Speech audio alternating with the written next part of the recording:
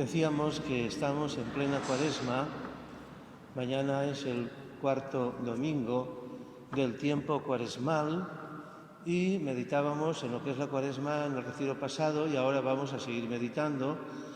La Cuaresma, decía el Concilio Vaticano II, en la Constitución sobre la Sagrada Liturgia, el número 109, decía: es un tiempo en el cual los fieles se preparan a celebrar el misterio pascual, o sea, pasión, muerte y resurrección de Jesús.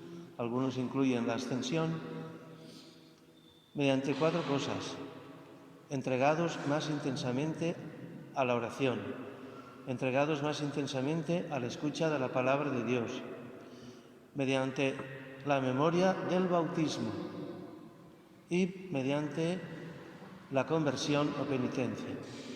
Ya meditábamos en la oración, alguna pincelada se dio sobre la escucha de la palabra de Dios. Vamos a seguir ahora en esa línea. La escucha de la palabra de Dios, qué importante es escuchar la voz de Dios. Hoy, si escucháis su voz, no endurezcáis vuestro corazón.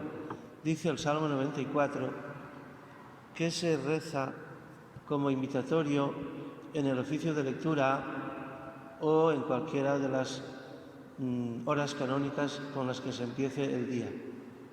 Ojalá escuchéis hoy su voz, no endurezcáis vuestro corazón.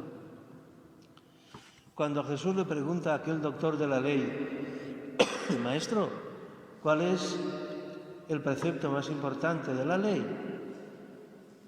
Los 3 evangelistas sinópticos recogen esa pregunta, pero solo San Marcos añade un punto que los demás, Mateo y Lucas, no traen. San Marcos dice que Jesús contestó. El primero es: escucha, Israel. El Señor vuestro Dios es solamente uno, y amarás al Señor tu Dios con todo el corazón, con toda la mente, con todo el ser, con todas las fuerzas. Escucha, Israel. San Mateo y San Lucas no lo traen, pero San Marcos sí. Y es una cita textual del capítulo 6, versículos 4 y 5 del Deuteronomio. Escucha, Israel, pero se puede decir: escucha, cristiano, escucha, cristiano, escucha. San Pablo, en la carta a los Romanos, capítulo 10, versículo 17, dice: la fe viene de la escucha. La fe viene de la escucha. ¿Qué es escuchar? Escuchar es prestar suma atención con ganas de enterarse y ganas de hacer caso. Eso es escuchar. La fe viene de la escucha. En el rito del bautismo hay un momento en el cual el celebrante dice: si al celebrante le parece oportuno, o sea, no es obligatorio este rito en el bautismo, es potestativo, pero es muy expresivo y muy simbólico, puede añadir el rito del efetá. Efetá es la palabra hebrea que se traduce por ábrete, ábrete, de la forma siguiente: tocando el dedo pulgar, con el dedo pulgar los oídos y la boca del niño, le dice el Señor Jesús, que hizo oír a los sordos y hablar a los mudos, te conceda a su tiempo escuchar su palabra y proclamar la fe, para alabanza y gloria de Dios Padre. Lo primero es escuchar. Que el Señor te conceda es un don de Dios al cual uno se abre. Escuchar su palabra. Sin la escucha de la palabra no hay nada que hacer. La palabra es la que ilumina y mueve el corazón. Dios toca el corazón de las personas mediante su palabra escuchada. Dirá la carta a los Hebreos, creo que es por el capítulo 4, creo recordar,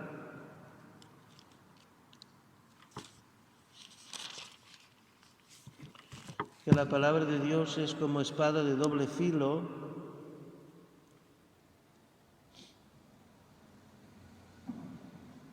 Eso es. capítulo 4, versículo 12 y siguientes. Ciertamente la palabra de Dios es viva y eficaz, dice, y más cortante que espada alguna de 2 filos, penetra hasta las fronteras entre el alma y el espíritu, hasta las junturas y médulas, y escruta los sentimientos y pensamientos del corazón. No hay para ella criatura invisible, todo está desnudo y patente a los ojos de aquel a quien hemos de dar cuenta. Es viva, no es muerta. La palabra de Dios, aunque escrita, es actual. El cielo y la tierra pasarán, mis palabras no pasarán. Lo que el Señor dice es válido para todo tiempo, para toda persona, para todo lugar. Y por tanto, si escuchamos su palabra, producirá su fruto. Penetra hasta las junturas del alma y el espíritu. Es eficaz, dice, y es más cortante que espada alguna de 2 filos, y escruta los sentimientos y pensamientos del corazón. Qué importante es escuchar. ¿Cómo escuchamos? Primero, mediante el silencio. El silencio interior y exterior es premisa indispensable para la escucha. En el barullo, en el jolgorio, en la extroversión, no escuchamos a Dios. Necesitamos espacios y tiempos de silencio. San José María Escrivá dice que el silencio es el portero de la vida interior. El portero es la puerta de entrada. Si no hay silencio, no escuchamos a Dios. Dios habla en su palabra, la escucha de la palabra. Hay muchos métodos de escucha de la palabra, muchos. Uno es la lección divina, que llaman. Lección, meditación, oración, contemplación. No voy a detenerme en cada uno de los momentos, pero es un método de probada eficacia. Lectura reposada, meditación, sale la oración y sale la contemplación. Los 4 grados en esa escucha de la palabra. La escucha de la palabra es colectiva y también es unas veces colectiva o comunitaria y otras veces individual y personal. ¿Pero qué efecto producirá? Producirá conversiones, deseos de entrega a Dios, deseos de amarle más, deseos de cambiar de vida. El Espíritu Santo ilumina al que escucha, ilumina su mente y mueve su voluntad. Son las 2 acciones del Espíritu Santo, iluminar y mover. Ilumina la mente y mueve la voluntad del que escucha atentamente. Pues bien, hay que escuchar. Si todo el año es tiempo de escucha de la palabra de Dios, ahora en Cuaresma más. Y luego, el tercer elemento es la memoria de nuestro bautismo. Claro, el bautismo no se puede repetir, es irrepetible, imprime carácter, uno de los 3 sacramentos que imprimen carácter, y no se puede repetir. Pero sí se renuevan las promesas bautismales, eso sí. Las renovamos en la primera comunión, en el sacramento de la confirmación, y cada año, en la celebración más importante del año, que es la Vigilia Pascual. Ojalá nadie falte la Vigilia Pascual. Es lo más importante de todo el año, la cima de todo el año, Vigilia Pascual. Acudir esa Noche Santa a la Vigilia Pascual, donde sea, acudir. Y ahí se renuevan las promesas bautismales. ¿Y cómo se hará esa renovación? El celebrante dirá: recordando vuestro propio bautismo, renunciad al pecado y confesad vuestra fe en Cristo Jesús, que es la fe de la Iglesia, Y preguntará a todos los que están en esa celebración de la Vigilia Pascual: ¿renunciáis al pecado para vivir en la libertad de los hijos de Dios? Y todos dirán: sí, renuncio. ¿Lo decimos de verdad? Sí, renuncio al pecado. para ser libre. ¿Renunciáis a todas las seducciones del mal para que no domine en vosotros el pecado? Sí, renuncio. Renuncio a todas las seducciones del mal para que no me domine el pecado. ¿Renunciáis a Satanás, padre y príncipe del pecado? Sí, renuncio. Qué importante es esta renovación. Luego la otra promesa es la de la fe. Creéis en Dios Padre Todopoderoso, etc. Me detengo en la primera. ¿Renunciáis al pecado? ¿Renunciáis a todas las seducciones del mal? ¿Renunciáis al pecado para ser libres? La libertad verdadera es libertad del pecado, del demonio. Esa es la libertad verdadera.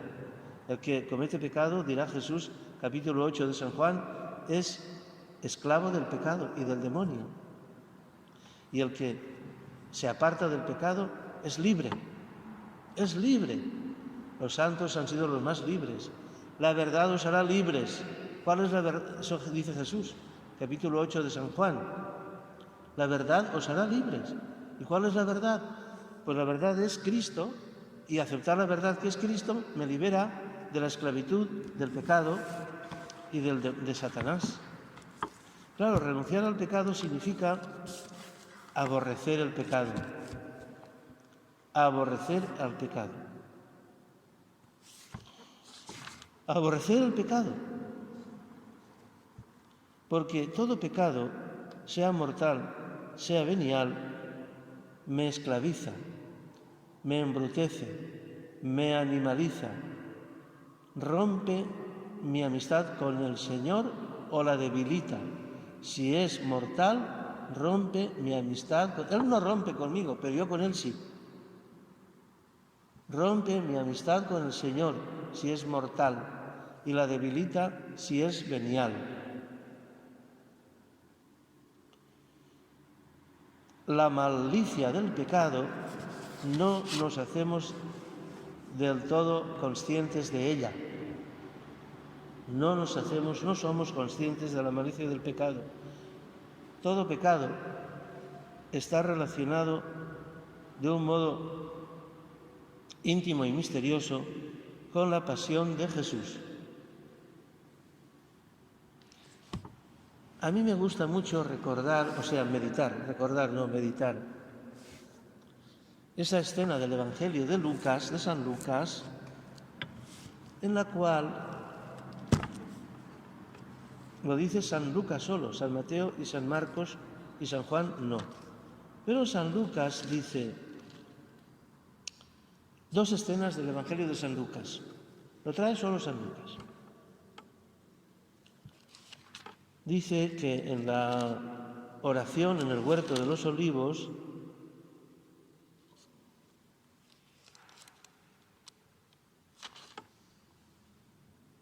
agonía de Jesús.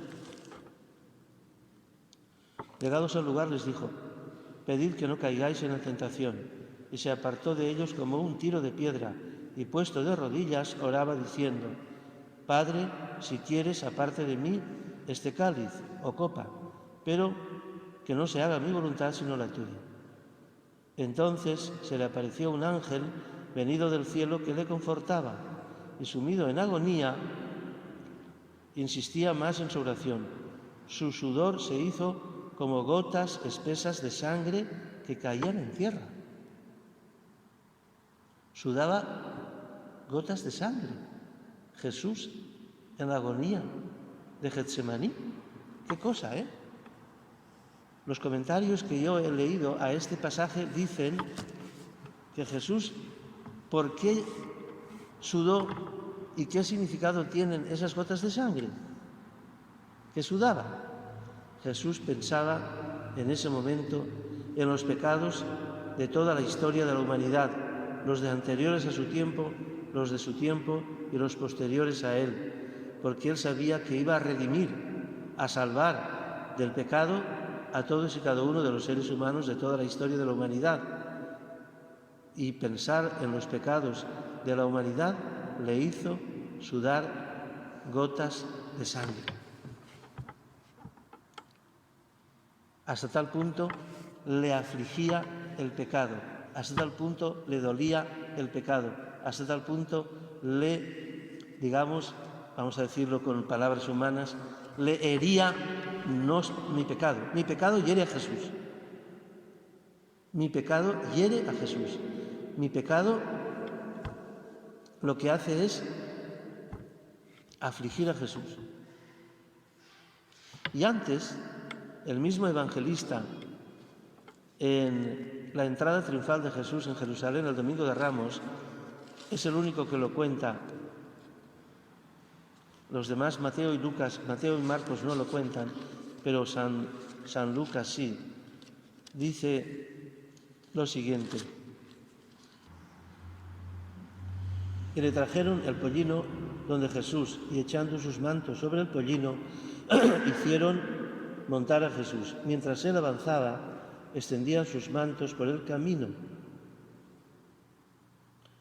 Cerca ya de la bajada del Monte de los Olivos, toda la multitud de los discípulos, llenos de alegría, se pusieron a alabar a Dios a grandes voces por todos los milagros que habían visto.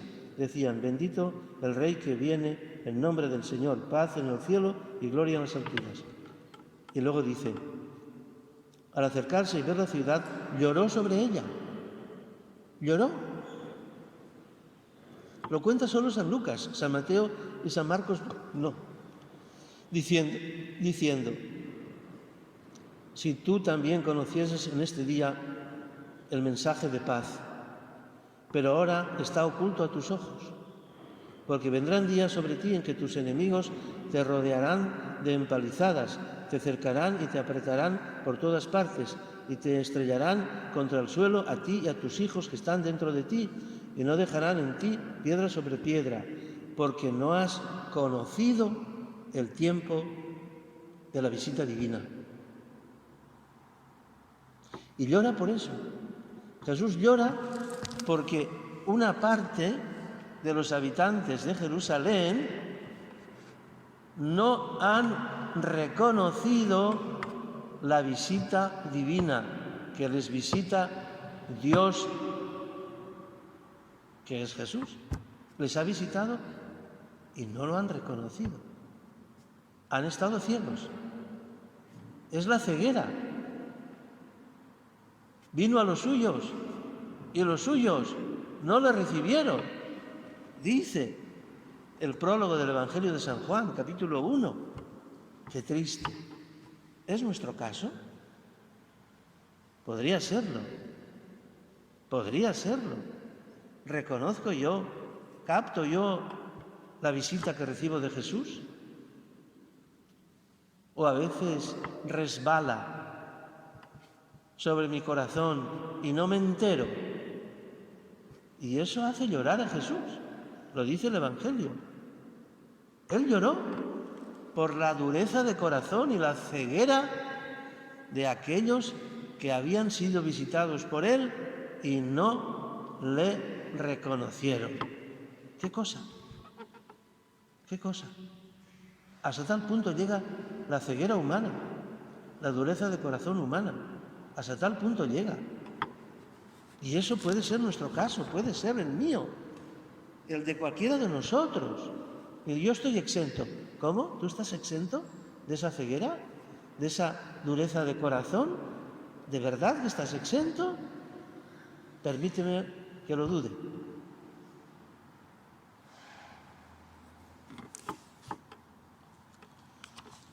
Aborrecer todo pecado.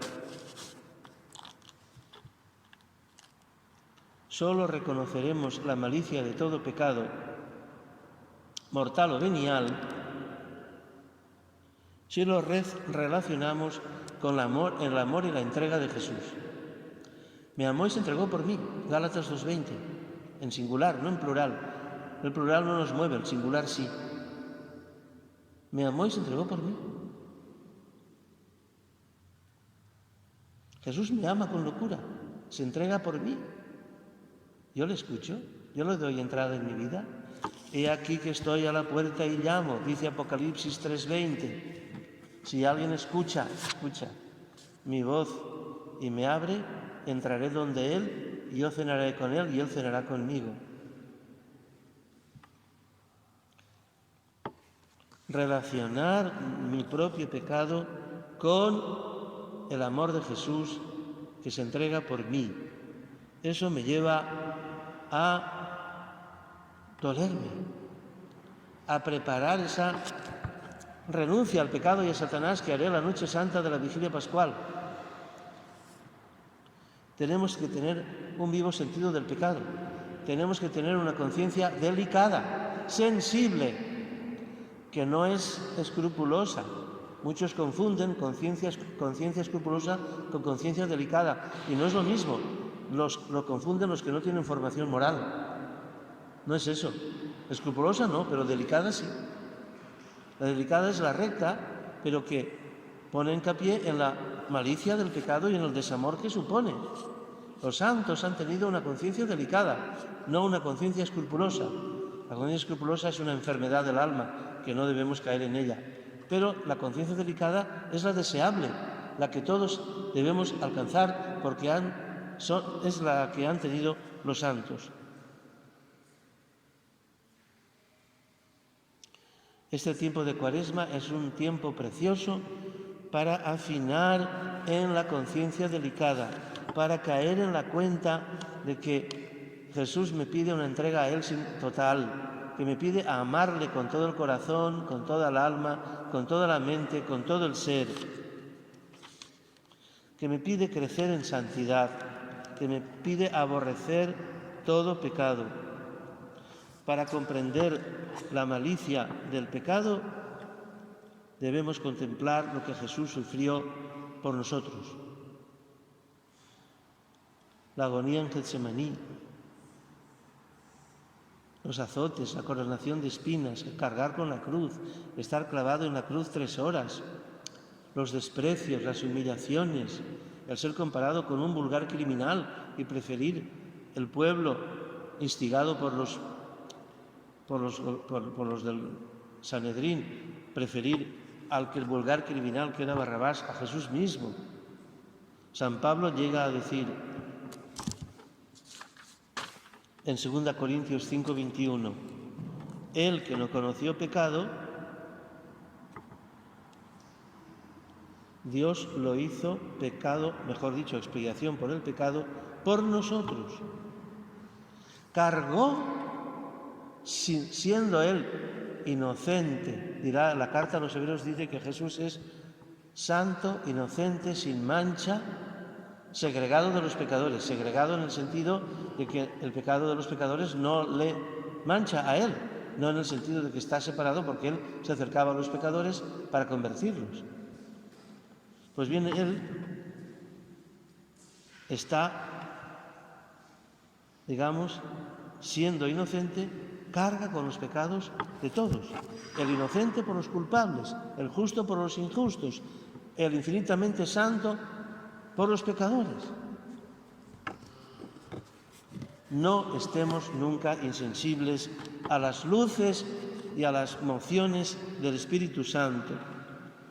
Eso nos llama a una conciencia, como he dicho antes, delicada, un amor a Él con todo el corazón.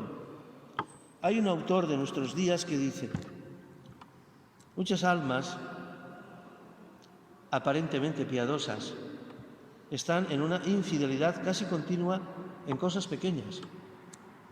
Son impacientes, poco caritativas en sus pensamientos, juicios y palabras, falsas en su conversación y actitudes, lentas y relajadas en su piedad, no se dominan a sí mismas y son demasiado frívolas en su lenguaje, tratan con ligereza la buena fama del prójimo. Y así podemos alargar la lista de pequeñas infidelidades. Conocen sus defectos e infidelidades y los acusan quizá en confesión, mas no se arrepienten de ellos con seriedad, ni emplean los medios con que podrían prevenirlos. No reflexionan en que cada una de estas imperfecciones es como un peso de plomo que las arrastra hacia abajo. No se dan cuenta de que resisten habitualmente a las inspiraciones de la gracia y abusan de ella. Es el camino ya iniciado hacia la tibieza, hacia la tibieza. En ese despertar de la tibieza demostraremos nuestro amor al Señor. Aborrecer todo pecado, el mortal y el venial. No digamos nunca, el pecado venial no tiene importancia. ¿Cómo que no tiene importancia? Claro que la tiene. ¿Acaso los que se aman no le dan importancia a un pequeño desaire, a una pequeña volver la espalda, a una pequeña, qué sé yo, pues tratar mal a la persona a quien aman? ¿Verdad que sí que le dan importancia? ¿Por qué? Porque aman. El amor hace que demos importancia a lo que los que no aman no le dan importancia. Y no olvidemos que tenemos que amar a Dios con todo el corazón, con toda el alma, con toda la mente y con todo el ser. Aborrecer todo pecado, el venial también. Y fijémonos que podemos pecar de pensamiento, palabra, obra y omisión. Omisiones. ¿Acaso nos examinamos de las omisiones? Las omisiones. Poder hacer el bien y no hacerlo. Poder formarme más y no formarme. Poder ser más apóstol y no ser más apóstol. Poder hacer más obras de caridad y no hacerlas. Poder crecer en virtud y no crecer. Quedarme estancado. Qué triste es eso. No debe ser. ¿Por qué? Porque estamos llamados a la santidad. Todos sin excepción. No hay nadie que no lo esté. Todos sin excepción estamos llamados a la santidad, a ser santos. Y es imposible, sería trágico que nos quedáramos en la tibieza, que es una verdadera enfermedad del alma. ¿Qué han hecho los santos? Han sido enamorados de Jesús. El amor de su vida ha sido Jesús. Todos los santos de la historia. A eso estamos llamados todos, a enamorarnos de Jesús. El pecado no produce la verdadera felicidad porque el demonio carece de la felicidad. Es un engaño, es una seducción, atraer hacia el mal engañando. Eso es la tentación, atraer hacia el mal engañando. Es una mentira. El demonio es homicida y padre de la mentira. Aborrecer todo pecado, enamorarnos de Jesús, crecer en fervor de amor a Dios. A eso nos llama esta Cuaresma. Un autor de nuestros días dice: movimientos de ira, de envidia, no rechazados con prontitud, deseo de ser el centro de todo, de llamar la atención, no ocuparse más que de uno mismo, de las propias cosas o intereses, perdiendo la capacidad de interesarnos por los demás, prácticas de piedad y de oración hechas con rutina, con poca atención y con poco amor, juicios hechos con ligereza y poco caritativos sobre los demás. Todo esto constituyen verdaderos pecados veniales. Y no solamente faltas o imperfecciones. Debemos pedir al Espíritu Santo que nos ayude a captar con sinceridad total cómo está nuestro corazón y nuestra conciencia, a que tengamos una conciencia, como he dicho, delicada, recta y delicada. Escrupulosa, no, pero recta y delicada, sí. Aborrecer el pecado, tener asco del pecado, de todo pecado, disfrutar con la virtud, disfrutar en el amor a Dios. Eso es lo que han hecho los santos. Y esto es lo que el Señor nos llama a todos sin excepción. Con eso entronco con el cuarto punto y ya termino. Es que desterrar el pecado de nuestra vida, también el venial, a adquirir una conciencia delicada, equivale a un proceso de conversión, que es el punto cuarto de la Cuaresma. La conversión es eso, es alejarnos de todo pecado, también del venial, también de las imperfecciones, también del pecado de omisión, y entrar en un proceso de fervor en el amor a Dios. Quiero llegar al fervor en el amor a Dios. No puedo quedarme en un nivel, puedo llegar a 10, no puedo quedarme en 5, no puedo, no quiero, no debo. La conversión es eso. Por eso estamos en un proceso permanente mientras vivamos de conversión, es decir, de alejamiento del pecado también venial y de crecer en el amor a Dios y en el fervor del amor a Dios. El modelo es Cristo y los santos son ejemplos. Cristo es el modelo y los santos son ejemplos. Y el molde es la Virgen María. Amar como han amado los santos, crecer en amor a Dios como han crecido los santos, quitar de nuestra vida el pecado venial como lo han quitado los santos, crecer en conciencia delicada como han crecido los santos. He ahí la meta. He ahí la meta. Vamos a pedirle a la Virgen que nos haga así, delicados en la conciencia, enfervorizados en el amor a Dios, que podamos decir: Jesús, tú eres el amor de mi vida, quiero amarte, quiero apartarme de todo lo que te desagrada, de todo lo que te aflige, de todo lo que te disgusta, y quiero amarte con todo el corazón, con toda el alma, con toda la mente, con todo el ser. Quiero enfervorizarme en el amor a Dios, como lo han hecho los santos. A la Virgen María le pedimos que nos conduzca por este camino.